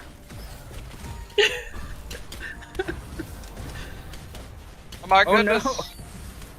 Thankfully, it's We low got gravity. this. It's I no can big just deal. like fly in the air. Yeah, low gravity really makes the shield kind of tough. I forgot about that. Okay, we got him. I was laughing at first when you said that your enemy design was from just your deepest, darkest nightmares, but I feel like the more of them I see, the more I feel like you weren't joking about that. Well, it's kind of. I was very inspired by like I guess all of the 3D Zelda games where a lot of the enemies can be kind of cute, and then the bosses are just like the worst, most messed up thing you ever saw. Awful. I do like that dichotomy a lot. Okay, so we have a nice. story we got mission a queued story up. mission now. Yeah, let's do it. Let me spend some of my skill points. You want to spend some of your Maybe money? you should too. You have 2,000 of them, Pat. Then we won't embarrassingly die while fighting the boss. Spend If it some of my happens, it money. happens. But I believe. Let's see. Saivash here is wondering if you'd be open to talking a little bit about your Epic Mega Grant experience and kind of like at what point did you feel comfortable applying for one and things like that? Yeah, I would say That's a that, fantastic question. I think for us, like we wanted to have like a prototype that we could share that we felt like communicated like the vision of our game. So once we had that, and we also wanted to have like a trailer that people could just like watch and kind of get like an understanding like before they played it. So once we had those two things is when we decided that we were like ready to apply for the Maker Grant. And From there, it took a little bit, but then we heard back, and yeah, it was a really good experience. Yeah, I don't know what the backlog is now. It can take a decent amount of time, is like the one thing I do try and tell people. So you want to apply when you have something that you think will show well, but you don't want to wait Yeah. until you're like deep in production. You don't want to 'cause it wait until could your take- game is like finished. I mean, you Yeah. could, but like it, it's. I think it's the thing you're advantageous if applying you for kind of money like for do it specifically, earlier. you will probably have already figured out by the time you get it. But they're not strict about that. Like if it's for development, it's for development. Mm-hmm. Like we hired the person we needed the money to hire, but we had plenty of other things to do. So we're experiencing a cutscene right now. They do work in multiplayer, which is another testament to some cool stuff in Unreal Engine. We didn't really have to do much to make that happen. You can't see my screen, but I see the same thing that's on the stream. Do you see your character, or do you see? Oh, Pat's I see Patrick. So You the just host, see the host character. the host owns the universe, even though we're both actually gaining heat at the same time. Mhm. It was something, the multiplayer model did actually change a little bit over the course, like after release. We made it, you used to not be able to, you used to just be joining the other player's world, and like you got abilities and equipment and stuff, but you weren't gaining story progress, and now you do.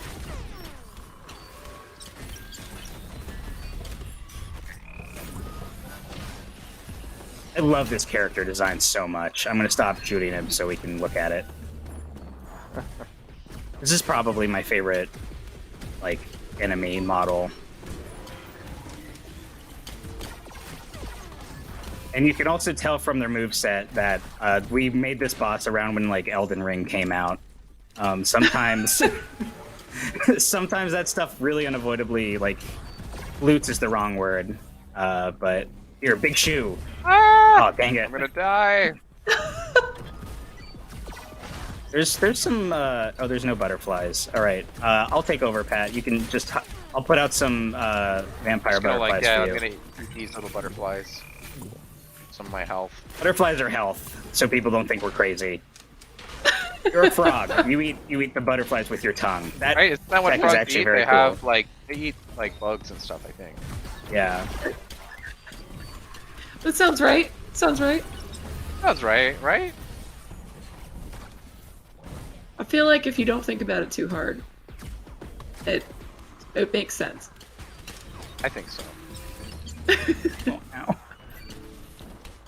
All right. Although doing now good. I actually am Got curious 'em. if anyone in chat knows if frogs do eat butterflies specifically. What is a typical frog's diet? If anyone knows, I would love to hear it.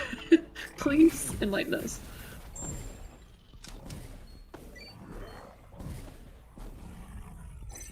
We have a question from Turning Cog, and they're wondering if you put in any like memes or jokes in the game just for you or other devs. Oh, that's interesting. I feel like we did, but I can't think of anything off the top of my head. Can you think of Let's anything, just get Kyle? this guy into his next stage. Sorry, I got so He's a distracted because multi-phase. what was just lag. I would say thought the boss the, was broken. One of the emotes, the T-pose emote. Yeah. That's definitely something that I think other developers are going to be familiar with. Probably not gamers as much, but I think It they're going to depends see it what and games just you've get, been like, playing. funny. Yeah. If you played a lot of like Steam or not Steam, Source Engine games, you are probably familiar with it. That sounded like an insult. It's not. If you played like Gary's mod, you've seen that. Other things, most of the dies actually are like only made sense to the person who made them. All of the dies are references to things almost. Yeah.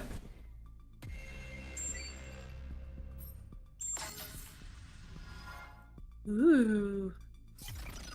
Oh no, who is this? Foreshadowing right there. The drama. That's actually the good guy. and you're the bad guy. I believe it. Oh my god. I didn't know that until just now. Oh, you have to go sit through this really cool animation, or I can just start playing. Oh, you can just... Yeah, there you go. That's the one thing that doesn't replicate. You also get a really good die for defeating that boss. I just want to plug a very cool plugin that we used on the project. That is, I think, adds a lot. Dragon IK, if you're looking for like eat and like IK solutions, and also like one thing we use it for is like enemies like looking at you, which like we added this. It's just like it's a very common thing in games, but like plugin makes it really easy. But just like when the NPCs like just kind of like track where you're looking, and also like the frog kind of turns to where you're looking, it just like adds a lot. I think for not a ton of effort. Yeah. Did the owl's head turn completely around? Did I see that right? That's something that like would be cool. I could probably do it with the plugin. It might, the head might go like. We should try that. We try and wonky. lean into things like that. Actually, like that's. But it I would can't be. believe you're the It first should. person to mention that. It should It happen. should. It should be able to. Yeah. They can do that. To be clear, that's why Tita said that. Is that We they go for can? realism That's what in owls our do. game. Crap, man, we failed. We should have done that. It's like 90 degrees. It's pretty good, I think. It's pretty close. Yeah. Yeah, it's almost there. Just gotta push it a little further. You went very quickly, so it kind of looked like it just did, which is why I. Oh yeah, it's maybe Had to maybe move. maybe it does. Let's see. There's a few things we always. Yeah. What am I thinking of? Never mind. Don't listen to me. Don't listen to me. Everybody, turn off your volume right now. Don't listen to Kyle. Don't listen to Nothing it. he says. There's another question here. Oh, first, also, thank you, Ryoku. They said that frog diet consists of flies, grubs, and small bugs. So, I feel like maybe Okay, depending on perfect. We butterfly did good. size, it could count. Yeah. Thank you for that but the very question- zoological answer. Butterflies are flies. It's in the name. Let's move on. Yeah. That makes sense to me. Hold on. So- Go back in that menu. Stay in that menu. Oh, you love doing this. Hello. Amazing. All right, go ahead. Since the host owns the universe, like how graceful are disconnects or temporary like internet disruptions and stuff handled? Temporary internet connections are handled pretty well. We could definitely do more, and if I were an expert at that, instead of having to be an expert at literally everything in the game, like I'm sure we would signal better when there are connection problems. I don't know if it's even in vogue to have like a thing pop up when that happens, but the connection stays up, and Unreal's system for this is very resilient, and it'll keep trying for up to like a configurable amount. I think for us it's like up to a minute. If the host just shuts down or closes the game, like it doesn't move you, and I wish it did. It's a whole thing to set that up. It's very, very complicated. If it was like a one-day project, we'd do it, but I don't believe it is. And again, because of like who owns the state of the world, it is actually kind of complicated. And there are a lot of gameplay questions about who's hosting the game, like how to set all that up. And if this were like a 5-person development, like 5-person programming team instead of a 2-person programming team, I think it would be something I'd love to do. Limited time and resources, though. Gotta do what you can. Yeah, it's always what it is. Absolutely. And for what it's worth, most of the games I'd consider our peers have sort of that model. Obviously, things like Monster Hunter have had like 20 years to get that right, and they do a spectacular job. But the good news is you don't really lose a ton of progress if the host just quits, because the levels that you're doing are sort of sectioned off.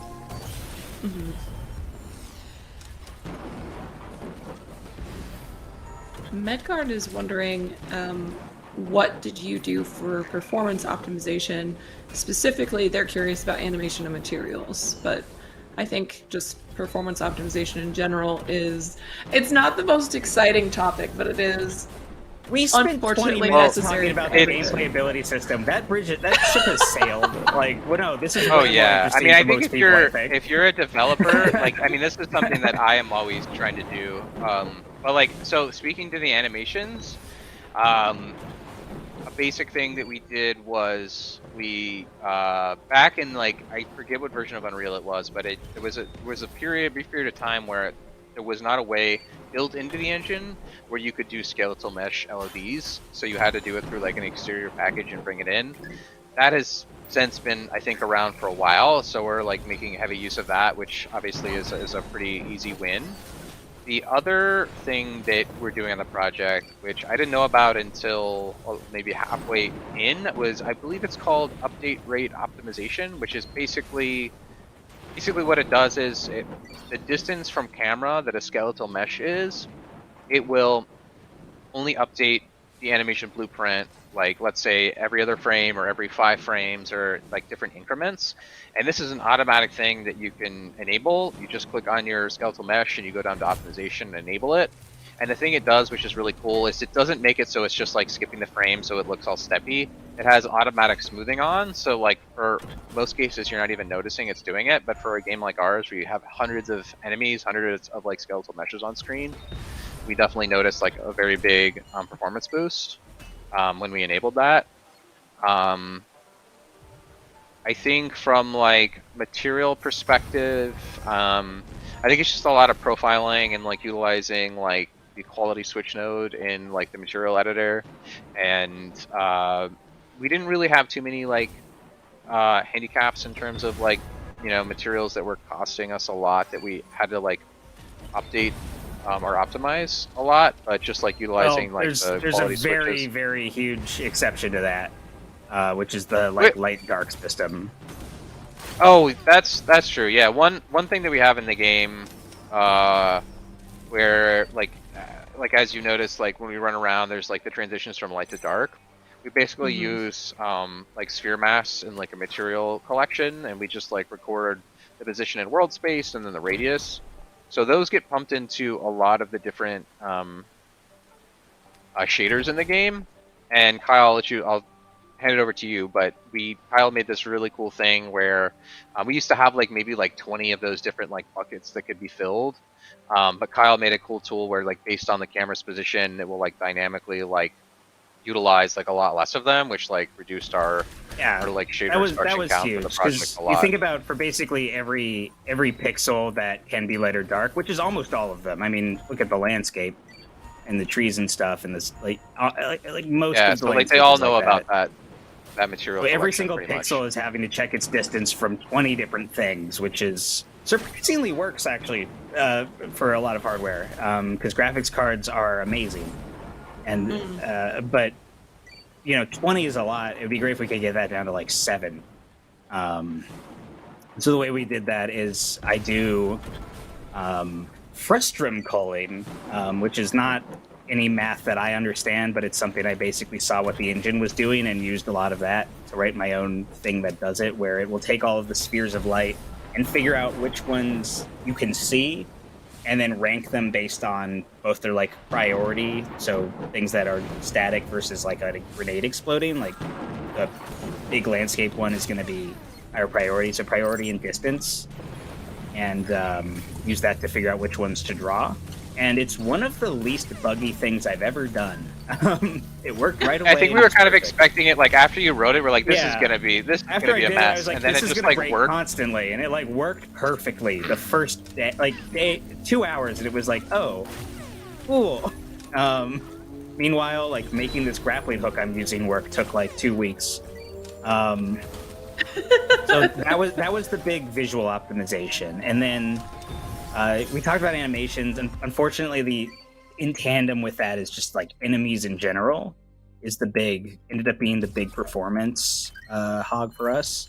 On most computers, our game is game thread bound; it's not GPU bound, unless you're running at like above. It's very rare to get to a case where the GPU is slow unless you're running at like above 60 frames per second, or have I don't know. It's very mismatched hardware. So the big thing is the default character class in Unreal. It does a lot of things that are not inefficient; they're just expensive. So for a character to walk around, it needs to like constantly be checking where the ground is, what it's walking on, what's in front of it. It's like sweeping, and that's basically happening every frame by default. So for enemies, and then for enemies to use like AI, that's like another tick every frame. And a common thing is like ticks can really kill your performance in Unreal Engine. The main things we did to lessen the enemy stuff is to for AI, we don't tick it every frame until it's like and to actually get you. So if an enemy's far away, it just kind of does whatever. And then, ooh, an ultimate. Nice.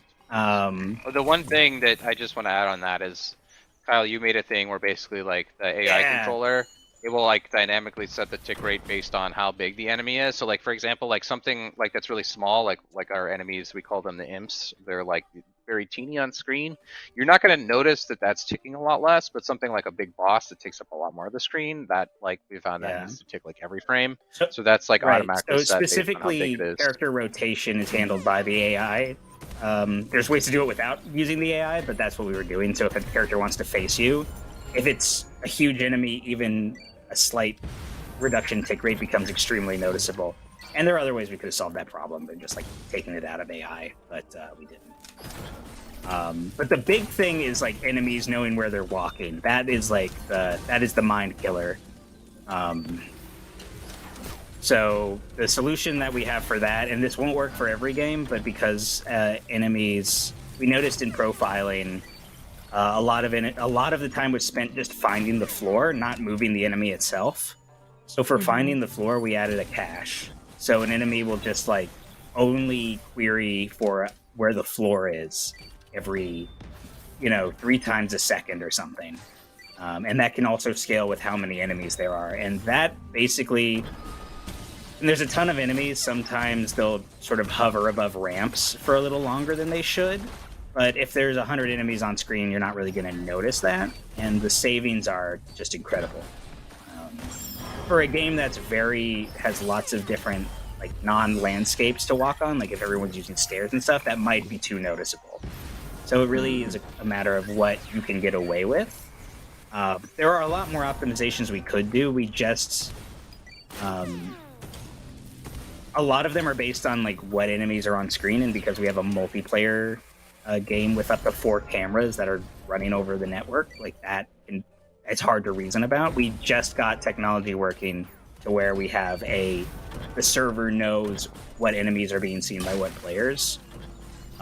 So in the future, after we move to 5, we might try and optimize that a little more by reducing tick rates to things that people aren't looking at. That would be like a really obvious one, but that's a lot of people's first move. But for us, because we don't really know the answer to that question 100%, we were avoiding it. Fair enough. It doesn't see what I'm looking at, and we have to tell the computer. It doesn't just know. You have to tell the computer, don't you? You have to tell the computer. But I don't wanna. All right, we're coming up a little bit closer to the end of time here. So I want to toss just a couple of rapid fire questions at you. A couple more favorites and standout parts of the game. So we talked about your favorite animations. What is your favorite feature or tool of the game? Would tool be like something that we use to create the game, or like something you play in the game? I think in the game itself, yeah. I mean, I already gushed about the dumb like rainbow grind rail thing. I'm very proud of that. That was like a thing I spent way too much time on just for me. And I just love that. Go ahead. No, you go ahead.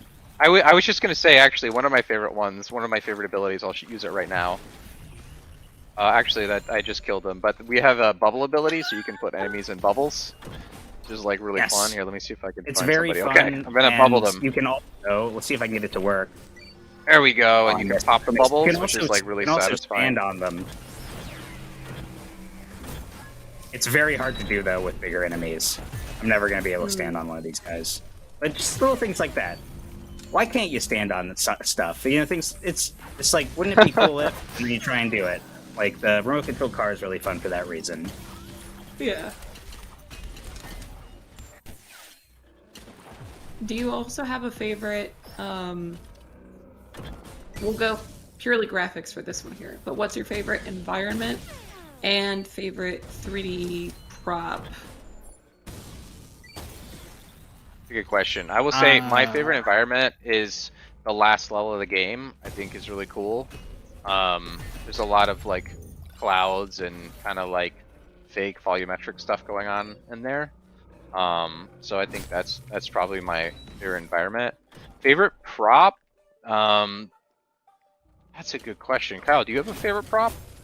It's not a prop. I'm just in love with the current armor set I'm wearing. The artillery Actually, core. I love mine too. We just added these 2 cores. I think some of the cores, like I guess like armor sets, like outfits. Those I just think I love that Max, our designer, did a really good job. This like paladin core I really like a lot. Actually, it's probably my current favorite. Oh, that was tight. I've used my ultimate. I feel like I'm biased because I also love paladins. Where Yeah, paladins I are pretty will It's a cool. always good play class. I think It I think is. growing older, you just appreciate paladins more. I don't know. Yeah. I just wanted to be a Is that what paladin when I rogue? grew up. Now it's like paladin is like the reasonable. It's what a responsible adult would be. It's a paladin. Paladins feel like they just have everything together, you know? Well, maybe that's They They do. do. They can heal. They can protect. They're still strong. That's all the things Yeah. you Come want here, I to can be as heal an you. actual Like a person. paladin would. There Yeah, we go. yeah. It will heal for you. Can you do that again? Nice. Yeah. Friendship. See, 10 out of 10. We also, this is a thing that I wish was like baked in a little more. We do have AI players you can sometimes summon into levels with you. Mm. Yeah, We have this little which guy is right like, here. which like I think especially if you're playing single player, we kind of give you like a little flavor of like what it is like to have like a little Yeah. companion. These are a little emote, which is fun. They love to something do the I would love emotes. They to- always spam to the build- emotes. yeah. The AI It's something I companions. would love to build out more. It's just something we kind of had to do for like story purposes. The story of Shoulders of Giants used to be much bigger in scope, and like co-op was a specific. It is kind of an in-world justification, but we realized like having players beat the first act to unlock co-op would kind of suck because you want to play co-op. Don't gate co-op. That's my my advice to anyone making a video game with multiplayer. Make it easy to use. So the AIs were originally a big part of that, but now they're just kind of a fun extra thing, and they also help us test the game. You can have the game play itself, and that was a really early way that we used to find major issues with the level generation. Is if like That's really good. AI could do it. It is actually really cool. I wish we had done more with that and talked about it more, just in our not just now, but in our marketing, because it is very neat. We taught our game how to play itself. Follow for more. Is the game better at the game than you are, though? I think it might. Yeah, It's definitely better at spamming the emotes. It's very. You made it very good at that, Kyle. So I'm here's doing it a right now, I very must game confess. dev thing: is that smiley face was never meant to be what that was, but we just never changed it. Yeah. Oh You're yeah. 6 weeks from release, and you're like, "Why doesn't multiplayer work in this circumstance?" You're never like, "We gotta fix Oh. the names. Make We it a gotta fix smiley the names face. of the AI characters." Like, nope, that's just going in. I like it, though. Got your good friend Smiley here with you. We should Yeah. at least make them like different emoticons. One can be kind of angry. One can be giving you a little kiss. All right, what do we got? Ow! So it's not truly random unless we get the same boss a couple times in the same playthrough. There are, I think, how many bosses are there now, Pat? Like 10? There's, I believe, 13. Oh Oh my my god. goodness. That's so many more. Whoa, whoa. Oh yeah, it's Berserker, so they do double damage. My goodness. Oh, you're right. We might go down here. Oh, I'm gonna Oh die. no. It's the last Oh, the boss. hand. The hand took us out. That's our first So what do we death. call it Oh my there? Is that goodness. is that the stream? Yeah, actually, we're kind of at time here, but We actually planned that just to die right there. Exactly. yeah, it was on purpose. It was to show what happens if you die in When the you game. die. Exactly. You Yeah. die for real. Well planned. I'll find out for sure. Honestly, that was weirdly impeccably timed, honestly. But I have one final question for the two of you. Yeah. What's one tip that you've learned during this project's development that you would like for other developers to know? I That's think a you had a good really good answer that we question. talked about for this. Um, The beta, right? oh yeah, so one thing I will say, and this is something that I think you hear a lot, is you want people to play your game, you want to get player feedback. So we did we did packs and we showed the game like quite a bit, but we had like more or less like an open beta, and that was like that's something I definitely recommend like everyone do. Like not it's great from also a marketing like community building perspective, but that I don't know if you remember when we were talking about like the bugs and like actually the nav mesh, but that's when we found out a lot of things about the game, like bugs, like gameplay, and it was like incredibly valuable. The other thing, and I was thinking about as we were talking about this earlier, in addition to that, is um, there's things that sometimes like especially when you make like the more complex your game becomes, sometimes you get in a spot where you kind of have to like embrace mistakes. So there's a lot of like balancing in our game that happens. So for example, we basically like built like as you progress through the game, the bosses get more and more challenging, they get more health. We accidentally tied the boss health to also the enemy health, and we didn't like none of us like realized that, so we like balanced with that happening, but like not intentionally. So once we discovered that, we had to make the decision, okay, do we want to like rebalance everything and like rewrite all this stuff and potentially change the experience that we made that players have already had? Or do we just kind of want to embrace the mistake and just like know that we've already balanced with that in mind, even though that wasn't our intention? So long story short, I think also too, like sometimes those mistakes that you make, like you have to just think about, okay, is it really worth it for me to go back and fix this? Like, am I fixing this for myself because I want the code to be perfect, or is like this really going to make the player experience better? So that's a circumstance where we just decided, let's just embrace it. Let's just like, let's keep it. And like, now we know that Yeah. that's how it works. Yeah. Yeah. Worth noting for that also, the game scales infinitely, so this is impacting. We have some real super fans that we were playing at Heat, I think like 1,000. There are people at Heat 100,000. And so we like fixed that issue with the bosses, and it's like, wow, now bosses are way too easy for people who have played the game more than we have. Um, Mm, Yeah, that's like so another yeah, one of the that is challenges a of big our part of game it. too, is like we wanted to make it like infinitely playable, like scale upwards of however much you want, which is like a big challenge because like we can't test it at every different phase and every different difficulty because there's like infinite ones. So we kind of mhm. have to like use our best like judgment, and that's why the difficulty curves come in big help, so we can kind of at least like see a picture of it going up and anticipate where it's going to be. Yeah, definitely. Well, that's very good information to keep in mind, I think, for other developers, especially if they're nearing a point in their game where it is possible to give it out, get some more a few more eyes on it, some extra experience in there really helps kind of nail out some of those pesky bugs that like to hide away. Awesome. Well, for anyone who has hung out and has watched and has enjoyed what they have seen, where can they look for your game to get it for themselves? So you can go to our website at playsog.com, and that's going to have all the links to where it's out. We're out on the Epic Store right now and also Xbox. Awesome. Very, very exciting. I mean, I may or may not have bought it for myself right before this, and I'm gonna be going through it and enjoying my time with it later. But Nice. so it's too good. There's no way I can't. So thank you both Oh, so much for thank coming you. on today. Of Thanks, course. I Tina. mean, this was so much Yeah, it fun. was our Really appreciate pleasure. you taking the time. Definitely. It was so good. And for anyone who's watching, also thank you for being here and participating and asking questions. Show wouldn't be what it is without you and your interaction. So really appreciate you taking the time to be here as well.